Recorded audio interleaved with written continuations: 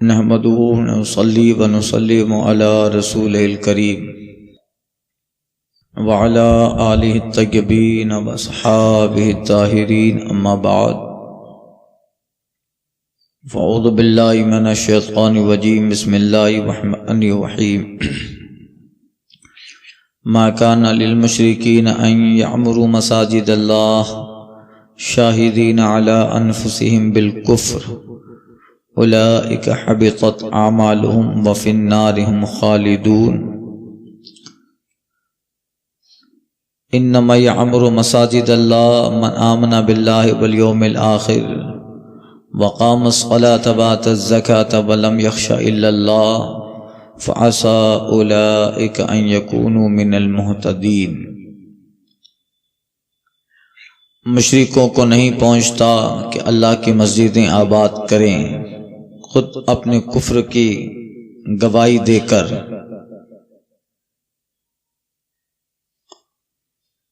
ان کا سب کیا دھرا اکارت ہے اور وہ ہمیشہ آگ میں رہیں گے۔ اللہ کی مسجدیں وہیں آباد کرتے ہیں جو اللہ اور قیامت پر ایمان لاتے ہیں، نماز قائم رکھتے ہیں اور زکوٰۃ دیتے ہیں اور اللہ کے سوا کسی سے نہیں ڈرتے، تو قریب ہے کہ یہی لوگ ہدایت والوں میں ہوں۔ گزشتہ آیت اس کے تعلق سے بتایا کہ مولا کائنات حضرت علی رضی اللہ تعالی عنہ کے تائید میں یہ آیت پاک اتری۔ اگر مشرکین یہ سمجھتے تھے کہ ان کے پاس کعبہ کی نگہبانی ہے، زمزم پلانے، حاجیوں کی خدمت اور کعبے کے کلیداری چابی کی حفاظت ان کے پاس ہے،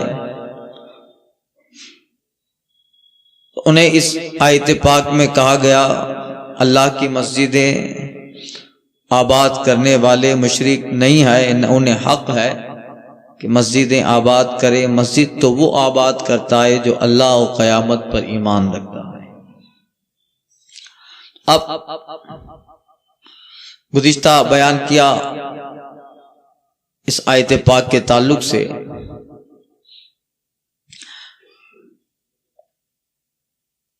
کہ مشرکین اور کفار مسجد حرام کے آباد کرنے، کعبہ کی کلی برداری، حجاج کی خدمت کرنے پر ناز نہ کریں، انہیں مسجد آباد کرنے کا حق ہی نہیں، جبکہ وہ خود اپنے کفر پر گواہ۔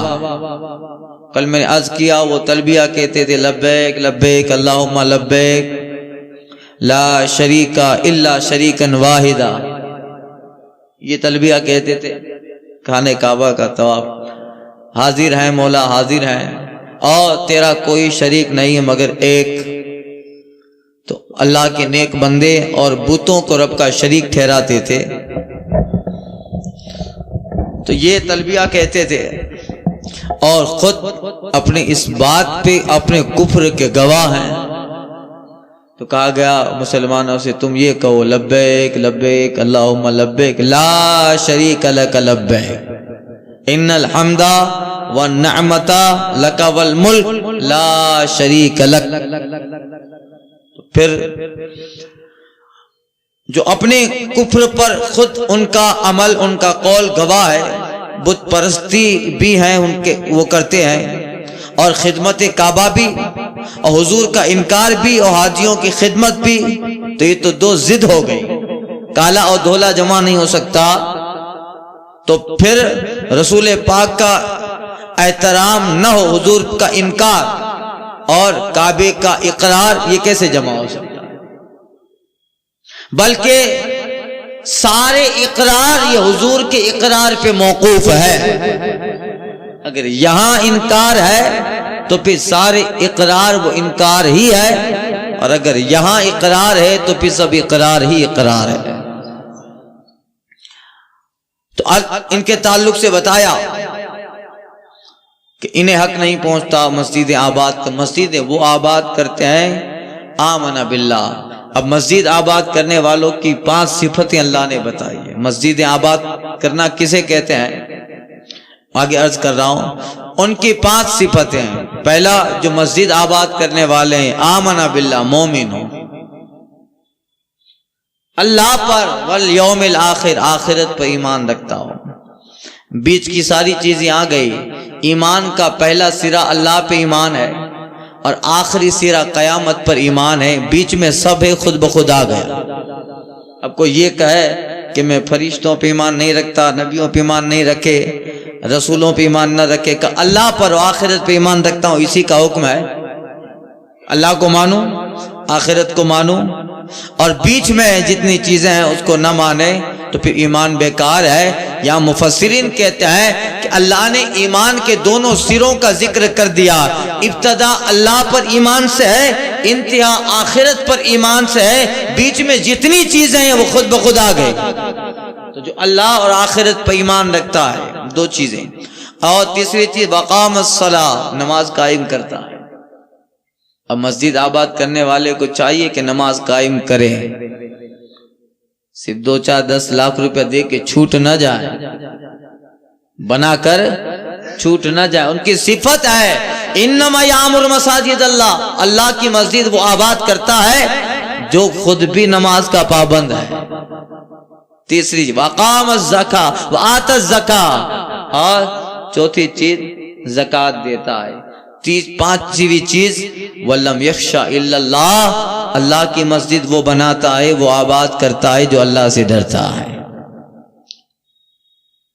اب جو اللہ سے نہیں ڈرتا وہ کیا کرتا ہے؟ اللہ قرآن میں فرماتا ہے وَمَنْ أَظْلَمُ مِمَّنْ مَنْعَ مَسَاجِدَ اللَّهِ أَنْ يُذْكَرَ اسْمُهُ فِيهَا وَسَعَىٰ فِي خَرَابِهَا۔ اللہ فرماتا ہے اس سے بڑا ظالم کون جو اللہ کی مسجدوں سے لوگوں کو روکے اور اللہ کی مسجدوں کو ویران کرنے میں کوشش کرے، وہ دنیا کا بھی ظالم ہے، آخرت کا بھی ظالم۔ تو عدل، انصاف اور تعریف آباد کرنے والوں کے لیے، اور جو اللہ کی مسجدوں سے روکتا ہے، روکنا کئی طرح کا ہے۔ ایک تو یہ ہے کہ وہ اپنے کفر پر ہے، جیسے کفار مکہ تھے، روکتے تھے، وَصَدُّوا عَن سَبِيلِ اللَّهِ، اللہ کے راستے سے روکتے تھے، مطلب مسجد میں جانے سے روکتے تھے، حرم میں نہیں آنے دیتے۔ روکنے کی کئی صورتیں ہیں۔ ایک ظاہری روکنا ہے، نہیں جانا نماز پڑھنے کے لیے۔ ایک کسی اسباب سے روکنا ہے، کوئی کام میں لگا دیتا ہے تاکہ یہ نماز کے لیے جا نہ پائے۔ آپ کہیں جاب کرنے گئے دکان پہ، آج تو یہ سب چیزیں زیادہ دیکھتے ہیں۔ آپ مومن ہیں، مسلمان ہیں الحمدللہ، آپ دکاندار سے کہتے ہو، سیٹ سے کہتے ہو دکان پہ کام کروں گا، مگر نماز کا ٹائم ہو تو میں نماز پڑھنے چلا جاؤں گا، تو خڑوسانے بے بدل ہیں، وہ کہتے نہیں نماز کے ٹائم پہ تم کو چھٹی نہیں ملے گی۔ یہ بھی اللہ کی مسجدوں کے روکنے میں شامل ہے۔ ہوتا ہے بہت سارے مسلم بھائی ان سے کہتے بھی ہیں کہ بہت اچھی جاب تھی، مگر سیٹ کہہ رہا تھا کہ نماز کے لیے جاؤ گے تو پھر نہیں چلے گا۔ صاف خرابہا، اللہ کی مسجدوں سے روکنا اور اس کی ویرانی میں کوشش کرنا۔ ایک ہوتا ہے کہ جہاں اللہ کی مسجد بنائی گئی ہے، کسی طرح کیس اور کسی طرح قانون کے دائرے میں اور ادھر ادھر کی باتیں کر کے اس کو مسجد نہ ثابت کرنے کے در پہ دلیلیں لانا کہ یہ مسجد نہیں ہے، رام مندر تھا، وہ بھی اللہ کی عبادت سے روک، وہ بھی اللہ کی عبادت سے روکنا ہے. ومن اظلم ممن اظلم من منع مساجد اللہ. تو رب کہتا ہے اس سے بڑا ظالم کون جو اللہ کی مسجدوں سے روکتا ہے یا اللہ کی مسجد کو ویران کرنے میں کوشش کرتا ہے. تو یہ جتنے بھی ابھی حال میں واقعات ہوئے وہ سب اسی آیت کے دائرے میں آئیں گے.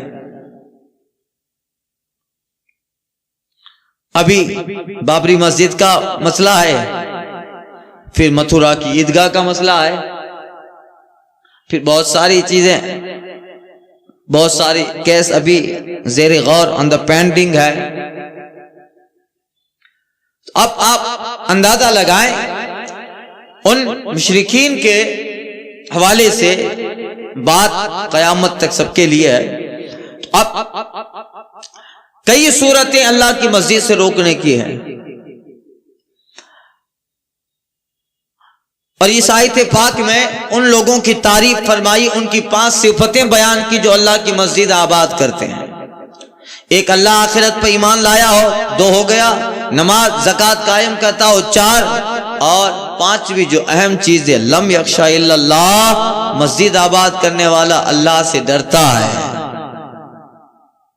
اللہ سے ڈرتا. اب آپ ہم لوگ یہ سمجھے کہ مسجد تعمیر کرنے سے مراد, مسجد آباد کرنے سے مراد یہ ہے 2 لاکھ روپے دے کے چھوٹ گئے, 5 بول لکھ بار تختی پہ نام آ گیا فلاں کی طرف سے 2 لاکھ.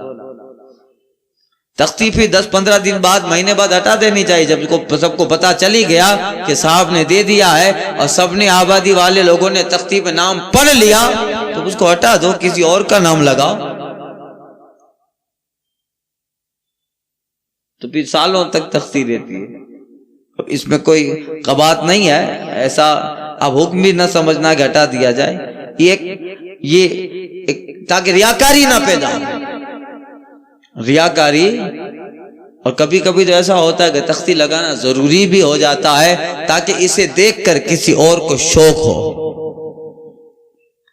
یہ سب چیزیں اپنے مقام پر اس وقت درست ہیں جب دینے والے کے لیے خلوص ہو اور اس کا دینا للہ, اللہ کی رضا کے لیے ہو. اگر رب کی رضا کے لیے نہیں ہے تو پھر نہ تختی کام دے نہ تختہ کام دے. سمجھے؟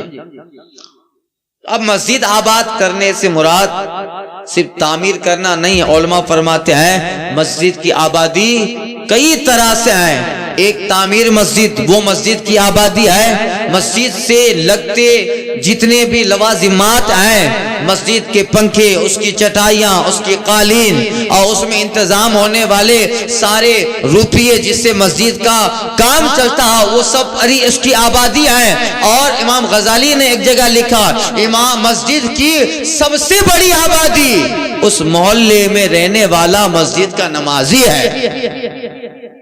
سب سے بڑی آبادی ہے.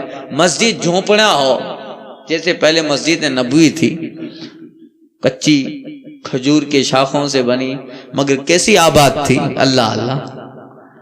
آج تک ایسی کوئی دنیا کی مسجد آباد ہو نہ پائی. مسجد کچی تھی مگر نمازی بڑے پکے تھے. کچی مسجد کے نمازی بڑے پکے تھے. آج مسجدیں بہت پکی ہیں مگر ہم لوگ نمازی بڑے کچے ہیں. ٹھنڈی آ جاتی ہے تو پھر فجر میں نہیں آتے ہیں, تھوڑی بارش, تھوڑا کچھ پرابلم ہو گیا تو پھر جماعت چھوٹ گئی. تو ہماری مسجدیں جو پکی ہے تو پھر ہمیں نمازی بھی پکا ہونا چاہیے. تو مسجد کی آبادی امام غزالی لکھتے ہیں کہ سب سے بڑی مسجد کی آبادی مسجد کا نمازی ہے. اور مسجد کی زینت, بھلے یہ پنکھا, قالین, چٹائیاں, یہ سب جو ہے جزوی مسجد کی زینتیں ہیں, مگر علماء مفسرین کہتے ہیں نمازی اور مسلمان کا رکوع, اس کا سجدہ, اس کی تلاوت, اور اس کا جو ہے مسجد میں ورد و وظیفہ پڑھنا, اس کا مسجد میں بیٹھ کے اللہ کا ذکر کرنا, یہی سب سے بڑی مسجد کی زیب و زینت ہے. مسجدیں بھلے آپ مسجد میں چاندی کا پنکھا لگا دیں مگر اس مسجد میں نمازی نہیں ہے تو مسجدیں رو رہی ہیں. اقبال کہتے ہیں مسجدیں مرثیاں خواہیں کہ نمازی نہ رہے. مسجدیں بیچاری مرثیاں پڑھ رہی ہیں,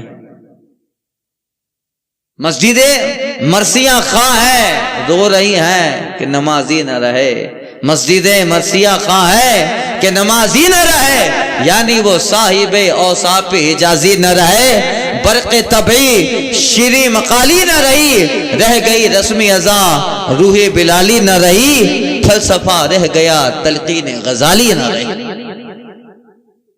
تو اب وہی سب چیزیں ہیں، فلسفہ تو ہے مگر امام غزالی کی نصیحت نہیں رہی، اذانوں کی رسمیں رہ گئی مگر روح اذان روح بلالی نہیں ہے، وائز قوم کی پختہ خیالی نہ رہی، ہم جیسے لوگ صرف چلانے والے رہ گئے مگر ایک وائز جو قوم کا ہوتا تھا اس کی بات پہ لوگ لبیک کے نمازی بن جاتے تھے، وہ وائز نہ رہے، وہ نصیحت کرنے والے نہ رہے، تو مسجد مرثیہ خواہ ہے کہ نمازی نہ رہے، یعنی وہ صاحب اوصاف حجازی نہ رہے۔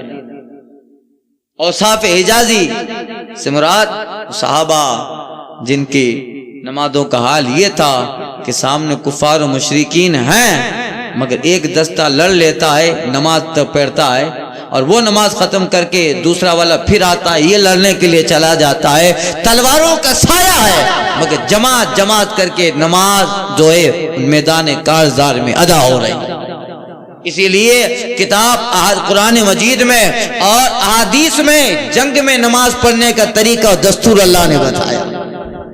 جنگ میں قرآن پاک پیچھے گزر چکا آیات کی تحت جنگ میں کس طرح نماز پڑھنی ہے، ایک دستہ جائے گا جنگ کرے گا، پھر وہ آئے اور پھر یہ نماز کر کے یہ لڑے اور کچھ لوگ ان کی حفاظت کرے، یہ نماز پڑھتے رہیں۔ بتائیے جہاں موت سر پہ منڈلا رہی ہے وہاں میدان کارزار میں نمازیں ہو رہی ہیں، وہاں میدان کارزار میں نمازیں ہو رہی ہیں، تو پھر اس کی اہمیت تھی، مسجدوں کو آباد کرنے کا وہ درجہ، وہ شوق ان کے دلوں میں تھا، جس کے نتیجے دنیا نے دیکھے، جس کا رزلٹ عالم نے دیکھا۔ ایک ہی صف میں کھڑے ہو گئے محمود و ایاز، نہ کوئی بندہ رہا نہ بندہ نواز، محتاج و صاحب محتاج و غنی سب ایک ہوئے، تیری سرکار میں پہنچے تو سبھی ایک ہوئے۔ آ گیا عین للائی میں گر وقت نماز، زمین بوس ہو کے رخ قبلہ ہوئی قوم حجاز۔ تو اب وہ دل اور آبادی مسجد کا وہ جذبہ تھا۔ خیر، اب مسجد آباد کرنے سے مراد اس کی تعمیر بھی ہے، اس میں نماز پڑھنا بھی ہے، اور ان آباد کرنے والوں کے لیے سب سے پہلی چیز اللہ اور آخرت پر ایمان۔ لہذا کافر آباد کرے تو آباد کرنا نہیں ہے، اس لیے علماء کہتے ہیں مسجد کی تعمیر کے لیے کفار و مشرکین سے چندہ بھی نہ لیا جائے۔ آج آپ چندہ لیں گے مسجد کے لیے، کل وہ مندر کے لیے آپ سے لے گا، ہمیں آئی پوتا ہوئے تھا، ہمیں اپنا آپو ہوتا ہے، اور ایسا ہوتا ہے۔ کئی لوگ اس تعلق سے مسئلہ پوچھتے ہیں، خالص مومنین کا حلال کا پیسہ ہو تو پھر دیکھیے اس مسجد کی شان، یہ انہیں کوئی حق ہی نہیں مسجد میں۔ مسجد اور ایمان ان دونوں کا تعلق ہے، مسجد اور اہل ایمان ان کا تعلق ہے، جہاں مسجد ہیں وہاں اہل ایمان ہے، جہاں اہل ایمان ہے وہاں مسجدیں ہیں، اور مسجدیں اہل ایمان کا شعار ہے، ان کی جو ہے مذہبی ایک شناخت اور پہچان ہے۔ اس لیے اب عثمان غنی رضی اللہ تعالیٰ عنہ کے زمانے کے واقعات پڑھیں، جب مسجد نبوی کچی تھی، پھر جب حضور کے دنیا سے ظاہری پردہ فرما جانے کے بعد، جب بعد میں جنگیں ہوئی، مال بہت آیا، لوگوں کے مکان بہت بڑے بڑے ہو گئے، تو پھر کچھ صحابہ کہتے ہیں حضرت اب ہم مسجدیں بھی اچھی بنا لیں۔ عثمان تو بعض صحابہ اس کے خلاف تھے کہ نہیں مسجد جیسی رسول اللہ کے زمانے میں تھی وہیں رہنے دو، تو صحابہ نے انکار کیا۔ وہیں کھجور کی شاخیں تھی، یہی سے رہنے دو، مگر بعض صحابہ کہنے لگے کہ اب لوگوں کے مکان اتنے بلند ہو رہے ہیں، مسجد نبی نیچی ہے، تو پھر کچھ ہونا چاہیے تاکہ پتہ چلے کہ اسلام کا شعار نظر آئے۔ پھر عثمان غنی رضی اللہ تعالیٰ عنہ اور دیگر صحابہ کے مشورے سے یہ ہوا کہ ہاں اب مسجدیں بھی بہتر بناؤ. پھر مسجد بہتر بنائی اور ایسی بنائی مصر و یمن سے مسجد نبی کے لیے کاریگر بلائے گئے اور اتنے نقش و نگار والے ستون بنائے. حضرت تمیم داری مصر یا کہیں گئے تھے, وہاں سے اچھے اچھے قندیلے چراغ لے آئے. سنی آ رہا ہے. تو اب مسجدیں آباد کرنا اور اس کو اس طرح آباد کی جائے کہ تعمیر سے بھی آباد ہو, ہمارے رکوع اور سجدہ سے بھی آباد ہو. اس لیے مسجد کی آبادی کی فضیلت بھی آئی ہے. حدیث پاک میں سرکار فرماتی اذا رأیتم الرجل ان یتعاہد المسجد فاشہدوا لہ بالایمان. آقا فرماتے ہیں جب اپنی آبادی میں کسی کو مسجد کا پابند دیکھو کہ مسلسل مسجد میں جاتا ہے, فجر میں, ظہر میں, عصر میں, مغرب میں, عشاء میں, مسلسل ہماری آبادی کا ایک انسان مسجد میں آتا جاتا ہے, رسول پاک فرماتے ہیں تم سب محلے والے اس کے ایمان کے گواہ بن جاؤ. اذا رأیتم الرجل یتعاہد المسجد فاشہدوا لہ بالایمان. تم سب اس کے ایمان کے گواہ ہو جاؤ. جو مسجد کا پابند ہے اس کے ایمان کے گواہ, اس کے اہل محلہ. اور وہ حدیث پاک کا مفہوم ہے کہ آدمی گھر سے نکل کر جب مسجد میں جاتا تھا, جتنا راستہ ہے وہ راستہ قیامت میں گواہی دے گا کہ مولا یہ تیرے گھر کا عادی تھا, یہ تیرے گھر پہ آنے کا عادی بن چکا تھا. وہ جگہ, اور بعض لوگ علماء فرماتے ہیں جہاں سے گزرتا تھا وہاں رہنے والے جانور تک اس کے ایمان کے گواہ. پھر انہیں بھی پتا ہوتا ہے یہاں رستہ ہے. حضرت بشر حافی رحمت اللہ تعالیٰ علیہ جب تک مسجد جاتے رہے, آپ گھر سے مسجد جاتے تھے, اس راستے پر کوئی جانور پیشاب و پاخانہ نہیں کرتا تھا. بشر بن حارث, بشر حافی کہتے ہیں, انہیں پتا تھا کہ یہ راستہ بشر حافی کے گھر سے مسجد تک جاتا ہے, یہاں پیشاب پاخانہ نہیں کرنا ہے. پوری زندگی آپ اس راستے سے گئے مگر کسی جانور نے وہاں نجاست نہیں کی. انہیں بھی معلوم تھا کہ بشر کے گزرگاہ ہے, اس کے گزرنے کی جگہ ہے.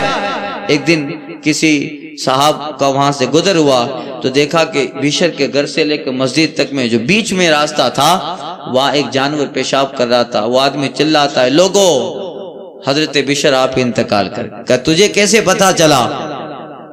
کہ دیکھو یہ جانور یہاں پیشاب کر رہا ہے, یہ اس کی دلیل ہے کہ اب حضرت بشر آپی نہ رہے. پتا چلا کہ ہاں واقعی حضرت بشر آپی کا انتقال ہو گیا. اس کے ایمان کے گواہ ہوتے ہیں. اب ان کی فضیلت بھی ہے.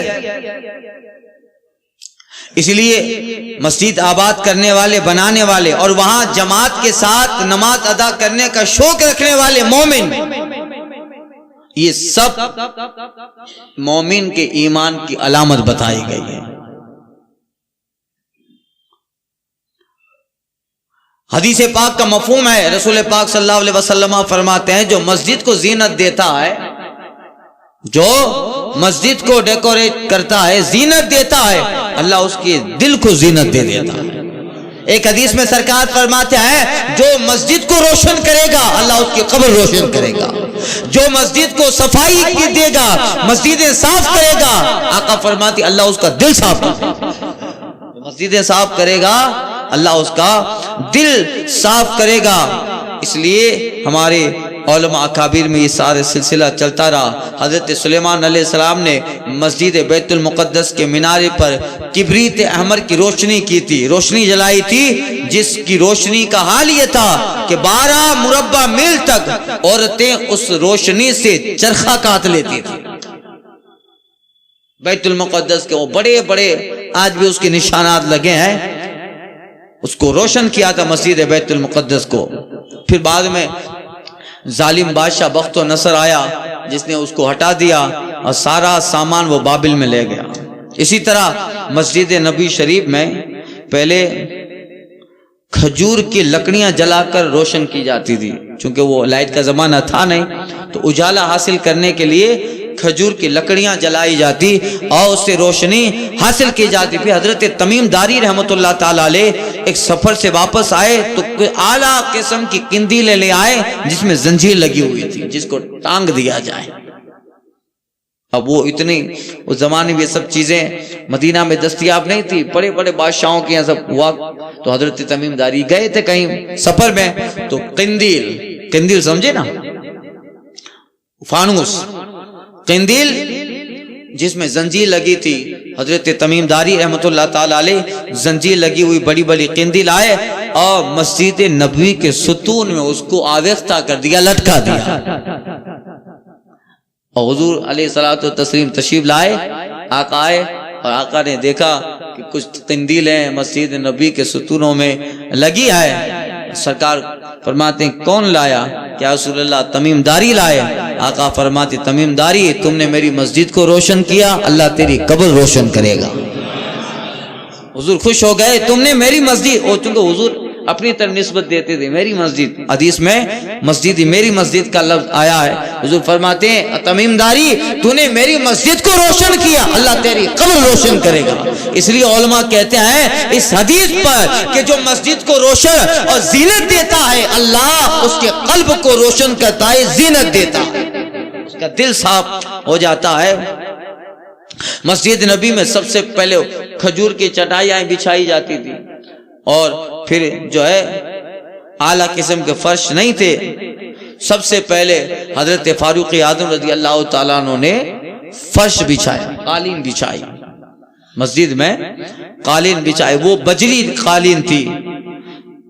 اور رمضان شریف کا مقدس مہینہ ہوتا، ختم قرآن شریف یا صحابہ نماز پڑھتے تراویح تو مسجد نبی کو لوگ روشن کرتے تھے، اچھے دنوں میں چراغاں کرتے تھے. حضرت فاروق اعظم کے کہنے پر ایک دن رمضان کا مہینہ تھا اور دیکھا کہ مسجد میں جگہ جگہ چراغ لگے ہیں، بہت اعلیٰ قالین بچھی ہے، بہت اچھا نظارہ تھا مسجد نبی کا. اور یہ ایک دور حضرت فاروق اعظم کا تھا.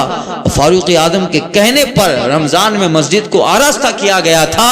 حضرت علی مسجد میں آئے، دیکھا خوش ہو گئے، سمجھ گئے حضرت امیر المومنین فاروق اعظم نے یہ کیا ہے. حضرت علی نے کہا اے عمر تم نے اللہ کے رسول کی مسجد روشن کی ہے، یقیناً اللہ تعالیٰ تیرا دل اور تیری قبر روشن کرے گا. مولا کائنات نے فاروق اعظم رضی اللہ تعالیٰ عنہ سے کہا. تو یہ پھر عثمان غنی کا زمانہ آیا تو مسجد نبی اور بہتر بنی، ستون اور ستون میں نقش کیا گیا، دیواروں پہ نقش چنا اور بہت ساری چیزیں. پھر یمن سے کچھ لوگ آئے تھے، کچھ مصر سے لوگ آئے تھے، یہ بہت سا پھر اعلیٰ قسم کی مسجد نبی. آج دیکھو الحمدللہ، آج تو صرف نقشہ دیکھو تو دل خوش ہو جاتا ہے. یہ مسجدیں آباد کرنے کی فضیلتیں ہیں. اس لیے یہ ساری چیزیں مسجد کی آباد کرنے میں آتی ہے. اور سب سے بڑی مسجد کی آبادی مومن کی نماز ہے، اس کا جماعت سے نماز پڑھنا ہے، اس کا مسجد میں ذکر و فکر کرنا، یہ سب اس میں آئیں گے. حضرت ابو سعید خدری رضی اللہ تعالیٰ عنہ روایت کرتے ہیں، جو میں نے حدیث بیان کی، وہ کہتے ہیں کہ اے لوگو جسے تم مسجد میں حاضری کا پابند دیکھو اس کے ایمان کی گواہی دو. اور پھر یہی آیت کریمہ حضرت ابو سعید خدری رضی اللہ تعالیٰ عنہ نے تلاوت فرمائی. رسول پاک صلی اللہ علیہ وسلم نے فرمایا، اور یہ حدیث مسلم و بخاری میں ہے، جو شخص مسجد میں روشنی کرے، صبح شام مسجد میں آنے کا عادی ہو، آقا فرماتے ہیں تو وہ گویا سمجھ لے کہ اللہ کا مہمان ہے، اللہ تعالیٰ کا مہمان ہے. اور پھر ایک جگہ رسول پاک نے فرمایا کہ اللہ تعالیٰ فرماتا ہے کہ زمین میں میرے گھر میری مسجدیں ہیں. حدیث قدسی جو ڈائریکٹ سرکار صلی اللہ علیہ وسلم رب کا حکم بیان کریں، رب کی بات امت کو پہنچائیں. آقا فرماتے ہیں مجھے میرا رب کہتا ہے محبوب دنیا میں زمین میں میرے گھر میری مسجدیں ہیں، یہ میرے گھر ہیں. اور آقا فرماتے جو مومن اپنے گھر سے وضو کر کے میرے گھر میں آئے، اللہ جو مومن اپنے گھر سے وضو کر کے میرے گھر میں آئے تو محبوب کہہ دو وہ جب تک میرے گھر میں ہے میرا مہمان ہے، میرا مہمان ہے۔ تو بہرحال ان ساری چیزوں کا خلاصہ یہ ہوا کہ مسجد کی آبادی بہت بڑی نیکی ہے، بہت بڑی نیکی ہے۔ تو اب اس کو جب ضرورت ہو، جہاں جیسے کچھ لوگ مسجد بنانے کے لیے چندہ کرنے آتے تو وہاں بھی دینا ہے کہ وہ مسجد کی آبادی، اور سب سے بڑی ہم جہاں رہتے ہیں ہم وہاں نماز ادا کریں اور زیادہ دیر مسجد میں بیٹھے رہیں۔ آقا فرماتے ہیں اچھا نمازی وہ ہے جو سب سے پہلے مسجد میں جائے اور سب سے آخر میں نکلے، اچھا نمازی۔ اور ایک حدیث میں سرکار فرماتے ہیں جو ایک نماز پڑھ کے دوسری نماز کے انتظار میں رہتا ہے وہ پورا وقت گویا ایسا ہی ہے گویا نماز ہی میں ہے۔ اب آپ نے عصر کی نماز پڑھ لی، عصر کے بعد ہمارا مکمل ارادہ ہے کہ انشاءاللہ مغرب ادا کرنی ہے، مغرب پڑھ کے ارادہ ہے کہ انشاءاللہ عشاء ادا کرنی ہے۔ آقا فرماتے ہیں اس کا دوسری نماز کے لیے انتظار سے مراد کیا ہے؟ وہ نماز پڑھ کے چلا گیا، بھلی اپنے کام میں مشغول ہو گیا، مگر گھڑی دیکھ رہا ہے کہ اذان ہو تو مسجد میں جاؤں، گھڑی دیکھ رہا ہے اذان ہو تو مسجد میں جاؤ، اور اپنے کام کا شیڈیول بنایا ہے کہ ہاں ابھی اذان ہوگی ابھی مجھے جانا ہے۔ آقا فرماتے ہیں اس طرح کا نماز کا انتظار کرنے والا وہ کہیں بھی رہے وہ گویا ایسا ہی ہے گویا نماز ہی میں ہے۔ اب وہ بازار میں گھوم رہا ہے مگر نگاہ اپنے گھڑی پہ لگی ہے کہ ابھی عشاء کا ٹائم ہو جائے، ابھی فلاں وقت نماز کا ہوگا، مجھے جا کے نماز پڑھنی ہے۔ وہ کہیں بھی رہے وہ ایسا ہی ہے گویا نمازی میں ہے۔ سب سے اچھا نمازی وہ ہے جو سب سے پہلے مسجد میں آئے اور سب سے آخر میں۔ اب ہمارے یہاں تو سب سے آخر میں آتے ہیں اور پہلے نکلتے ہیں۔ جمعہ میں خطبہ ہوتا ہے، لوگ نماز کے لیے آتے ہیں، بہت مرتبہ بولنا پڑتا ہے، اور کبھی کبھی کچھ لوگوں کے لیے 10-15 منٹ لیٹ کرنا پڑتا ہے۔ لیٹ کی عادی نہیں ہے مگر اکثر ٹائم یہ ہے کہ 2:05 تک جماعت ہو جائے، مگر 2:10 تک تقریر چلتی ہے تاکہ لوگ آ جائیں۔ اور اس فقیر کی عادت ہے کہ فجر میں اور مغرب میں اکثر 2-4 منٹ لیٹ کرتا ہوں، حالانکہ میں ادھر ہی رہتا ہوں مغرب میں تو، مگر جان بوجھ کر 2-4 منٹ لیٹ۔ مقصد یہ ہوتا ہے تاکہ کچھ لوگوں کو جماعت مل جائے، کچھ لوگ، مگر لوگ پھر اس کا غلط فائدہ اٹھا رہے ہیں کہ نہیں اب جماعت اتنے بجے ہوگی۔ ارے بھائی تمہارے لیے ہی ہے، آج کل 2-4 لوگ اگر لیٹ ہو جائیں مگر اس کو عادت نہیں بنانی چاہیے۔ عادت اگر اب جمعہ کی نماز 2:05 پہ خطبہ ہو جائے اور 2:05 پہ 2:10 پہ جماعت کھڑی ہو جائے تو بہت سارے لوگوں کی جماعت چھوٹ جائے گی۔ پٹیل بروبر نے لوگ سمجھے ہیں ان کے لیے 2-4 منٹ لیٹ۔ اور مغرب میں تو چونکہ سنتوں کا وقفہ نہیں ہے، ڈائریکٹ اذان کے بعد جماعت ہے، تو آئے گا آدمی نمازی، رستے میں بھیڑ بھاڑ ہے، کچھ کام آیا، تو یہ جو ہے حکمت کے تحت کہ چلو 2-4 منٹ لیٹ کیے۔ اس لیے بعض علماء کہتے ہیں کہ مغرب کی اذان بھی اس آبادی کے اعتبار سے لمبی ہونی چاہیے تاکہ اذان اتنی لمبی ہو اور لوگ آتی آئیں گے، وضو کریں گے، وضو خانے پہ بھیڑ ہوگی، تو یہ آدمی آرام سے جماعت میں شامل ہو جائے۔ پھر کچھ لوگ یہ سمجھے کہ باپو لیٹ اچھے تھا، آپ کے لیے ہی لیٹ آ رہے ہیں، آپ کے لیے ہی لیٹ آ رہے ہیں تاکہ جماعت مل جائے 2-4 منٹ، اور 2-4 منٹ سے کوئی فرق پڑتا نہیں ہے۔ مگر جماعت میں اگر آدمی آخر میں 3 مرتبہ سبحان اللہ کہنے کی مقدار پہ شامل ہو گیا تو پوری جماعت کا ثواب مل گیا۔ تو یہ ساری چیزیں ہیں، لہذا یہ اللہ تعالیٰ کا احسان اور کرم کہ ہم اس اعتبار سے کوشش کریں، اگر وقت رہے آدمی کے پاس تو 5 آتڑی اور چوک اور چکلے پہ بیٹھنے سے بہتر ہے کہ مسجد میں بیٹھا رہے۔ ہمارے صالحین کی عادت ہوا کرتی تھی کہ عصر پڑھتے تھے تو عشاء کے بعد نکلتے تھے، عصر پڑھتے تھے، اور اگر یہ نہیں ہوتا تھا تو اتنا تو ضرور ہوتا تھا کہ عصر کے بعد مسجد میں بیٹھے رہتے، مغرب پڑھ کے نکلتے۔ تو ہم تو دوسرا فاتحہ ہوتا نہیں، پھٹافٹ نکلتے ہیں، آخر میں آتے ہیں، پہلے نکلتے ہیں۔ ایک صاحب تو آتے ہیں، پتہ ہے بھی کچھ دنوں سے نہیں دیکھا، سب سے پہلے ہوں گے، جماعت کھڑی ہوگی تو جان بوجھ کر آخر میں چلے جائیں گے، ارے پہلی صف میں موقع ملا ہے، کتنا ثواب ہے پہلی صف کا۔ آقا فرماتے اگر اذان اور صف اول میں کھڑا رہنے کا ثواب کتنا ہے تمہیں معلوم ہو جائے تو تم لڑو گے، تلواریں چلاؤ گے۔ ایک آدمی کہے گا نہیں میں پہلی صف میں کھڑا رہوں گا، میں اذان دوں گا، اور لڑائی اور تلوار سے تمہارا مسئلہ حل نہ ہوگا تو چٹھیاں ڈالی جائے گی، قرآن اندازی ہوگی، جس کا نام نکلے گا وہیں اذان دے گا، وہیں پہلی صف میں کھڑا ہوگا۔ حدیث شریف میں آیا ہے کتنا بڑا ثواب ہوگا۔ یہ بات کس بات کی طرف اندازہ دے رہی ہے کہ تلوار چلے، مگر ثواب کا شوق ہو تب نا، تم میں حوروں کا کوئی چاہنے والا ہی نہیں، جلوہ طور تو بھی موجود ہے پر موسیٰ ہی نہیں۔ شوق بھی تو ہونا چاہیے، وہ جذبہ تو ہونا چاہیے ثواب حاصل کرنے کا۔ تو یہ جذبے پر، اسلامی فکر پر ڈیپینڈ کرتا ہے، اسلامی سوچ، اسلامی فکر ہونی چاہیے بندے کے اندر۔ تو پھر پہلے تو کچھ لوگ ایسے نکل جاتے تو صاحب آگے رہتے ہیں، جمعہ میں جماعت کہی ہوتی پیچھے، میں کہا بھائی تم آگے ہو پیچھے چلے گئے، یہ باپا جی تقریر سننی ہوئی پچی 12 نکڑے میں پبلک ودا رہے تھی، چپل جھلنا نہ ہے تو 15-20 منٹ ان میں علیم رہتی اتے فٹافٹ وہ نماز پڑھتا ہے، پتہ ہے کہ اس جگہ میرے چپل پڑے، نماز میں دیکھتا ہے یہاں چپل ہے، اب جیسے ہی جماعت ہوئی فٹافٹ پڑھ کے چپل پہ نظریں پہن کے جلدی نکل گیا۔ تو کہ بھیڑ ہوتی ہے تو کہ نکلنے میں 5-10 منٹ لگ جاتی ہے، تو بتائیے یہ محرومی ہے کہ نہیں؟ پہلی سب کی جگہ ملی ہے اور جب جماعت کھڑی ہوئی تو آخر میں چلا گیا۔ اسلامی فکر نہیں آئی، ثواب کا جذبہ نہیں آیا، شوق نہیں آیا، تو پھر یہ ساری چیزیں ہیں۔ اور یہ سب چیزوں پہ راغب کون ہوتا ہے؟